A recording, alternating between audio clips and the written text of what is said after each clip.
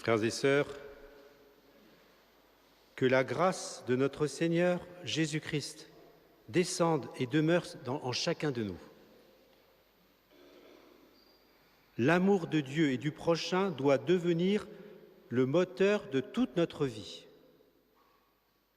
Elle est la source de la joie, qui doit être la marque distinctive des disciples du Christ. Au lendemain de Pâques, Jésus nous invite, quoi qu'il arrive, à demeurer dans sa joie. Que ma joie soit en vous et que vous soyez comblés de joie. La joie est le fruit de l'amour. La joie doit habiter dans nos cœurs, au sein même des épreuves qui jalonnent toute notre route vers la vie éternelle. Demeurez dans mon amour. Dieu seul est solide comme un roc. Le secret de la joie, que rien ne peut nous ravir, est d'abord là. Demeurez dans l'amour. Jusqu'au soir de notre vie, demeurez en dépit de tout, émerveillés de Dieu, de son amour, de sa fidélité, de sa miséricorde. Et pour demeurer dans son amour, il faut prendre conscience de ce que le Christ nous dit, « Comme le Père m'a aimé, moi aussi je vous ai aimé. » C'est Jésus qui nous donne son amour, c'est Jésus qui est la source. Jésus est tout entier dans l'amour, dans la miséricorde sans borne de son Père. Tout ce qu'il a reçu de son Père, il nous l'a donné. Il n'a rien gardé pour lui. Le bon pasteur s'est sacrifié pour son troupeau. Il ne voulait pas qu'une seule brebis ne se perde. C'est tous, frères et sœurs, qui étions présents dans son cœur lorsqu'il s'est offert sur l'autel de la croix. Chacun de nous peut être guéri de ses blessures les plus secrètes par l'accueil de son pardon et par le don aussi de son pardon. Nous devons aussi pardonner à nos frères. Nous pouvons dire avec saint Paul, « Jésus m'a aimé et s'est livré pour moi. » Le chemin de la croix, de toutes nos croix, resplendit de la lumière de la résurrection. Après avoir tout reçu du Père, Jésus s'est remis totalement entre ses mains, après avoir tout accompli l'œuvre du Père sur la terre, pour que nous soyons ses enfants, ses frères et sœurs.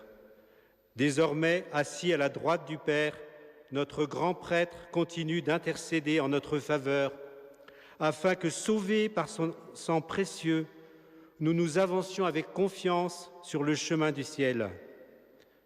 Frères et sœurs, nous si faibles, si pauvres pécheurs, pouvons-nous imaginer être aimés ainsi? Jésus fait de nous plus que des serviteurs, et le titre de serviteur est déjà si grand. Il fait encore plus, il fait de nous des amis, ses amis. Il nous établit dans son amour. Il nous élève au rang de fils et filles de Dieu. Laissons-nous aimer, frères et sœurs, par Dieu. Nous trouverons le repos pour nos âmes. Accueillons l'amour de Dieu dans le silence de nos cœurs.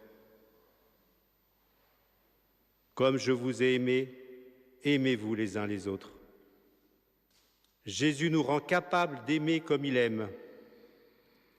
Mais alors monte vite du cœur cette interrogation, est-ce possible? Oui, frères et sœurs, si avec notre consentement, notre oui, Dieu dépose en notre amour son propre amour qui va rayonner sur les autres. Son amour s'unit à notre amour.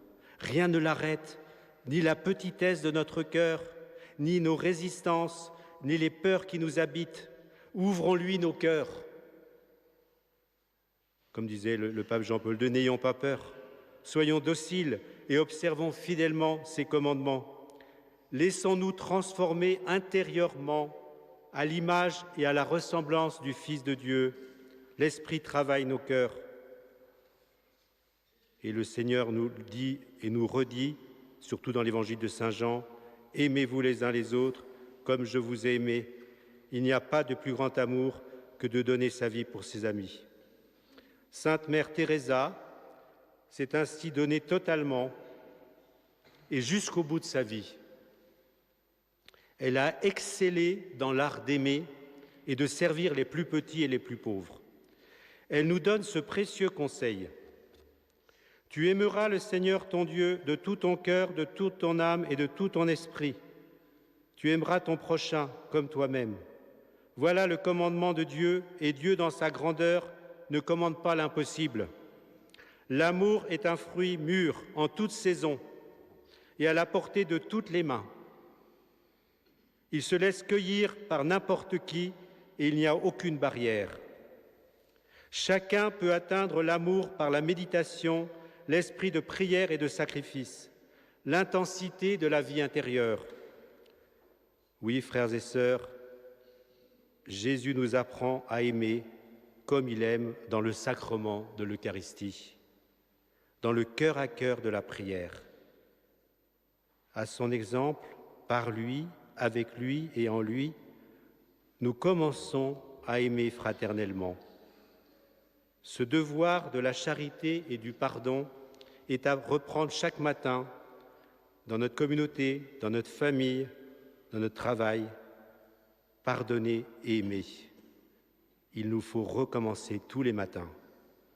Et pour cela, pour ne pas tomber dans le découragement, puisons dans l'adoration du très saint sacrement.